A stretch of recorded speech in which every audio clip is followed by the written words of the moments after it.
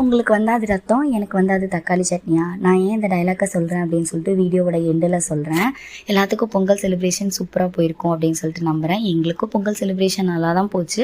ஆனால் பொங்கலுக்கு அடுத்த நாள் மாட்டு பொங்கல் அன்றைக்கி பார்த்தீங்க அப்படின்னா மதியம் போல் என் பையன் வந்து கண்ணுலேயே வந்து பாலை தூக்கி அடிச்சிட்டான். அதனால் கண்ணு ஃபுல்லாக சுற்றி ரத்தம் கட்டி பிளாக் ஆகி கண்ணுக்குள்ளே வந்து ரெட் ஆகிடுச்சு.